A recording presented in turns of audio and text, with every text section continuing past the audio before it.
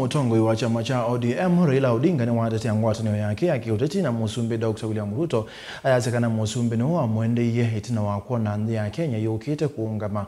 Raila anene akimathiko ni mamuthoni wa gavana wa kaunti ya Siaya James Orengo wale atianete na atongo ikebothukanio alama atetea serikali ya ngwatanio Moses Kuria ayazekana ngwatanio yetete utongoi utena ukabila itula mutula wa munini wa musumbi Rigathi Gachagua kwa uteti ulo kuita wa ukabila. Ben Musau kutueleza. Hand applause to the two party leaders.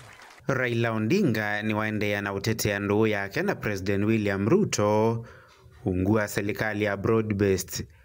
Aiweta Ruto tawawa mwende yetina wa kuona nthi elekele vathuku. The whole parliament is oversight in the executive.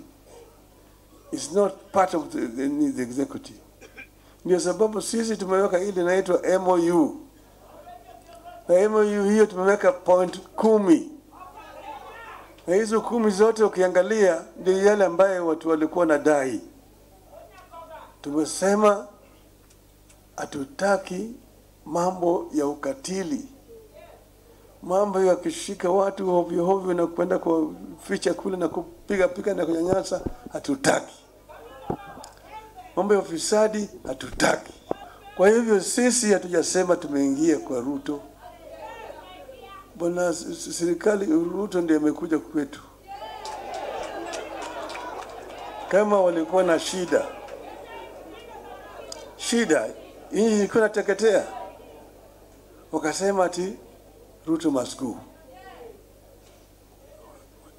finance bill must go. Ruto akasema finance bill siweki sahihi, nimerudishia bunge. Akasema nimevunja serikali. Sasa kitu gani? Sasa tunataka kuunda serikali mpya. Akatuuliza sisi tumepatia yeye wataalamu ambao wanaweza kusaidia. Tukasema chukua hao wataalamu. Atujaingia huko. Raila hajaingia huko. Mimi si waziri katika serikali ya Ruto. Oneni wa Raila Odinga uikwa tomba une gavana kauta. Oingi mutai wa Ruto abakuve Moses Kuria aimeweda ta serikali tena ukabila. So sisi tukiona kwamba baba yetu Raila Amolo Odinga anasema Kenya ni muhimu, tuweke tofauti zetu ndogo ndogo. Mimi nakumbuka wakati moja nilikuwa nalalamika, mzee akaniambia ile safari bado ni ndefu. Some of us things have happened that you cannot imagine, but we are here. Tomorrow is also another day. Raila Amolo Odinga did not come to broad-based government to save people from this region.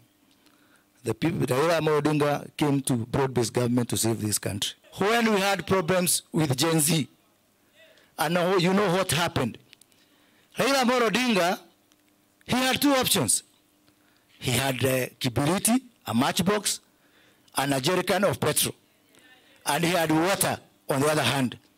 It was his right to choose any. He could have chosen the jerrycan of petrol na kibiriti na kuchoma Kenya iendelee kuchomeka. Uhuru Kenyatta warned you people and told you that you will cry. You will cry.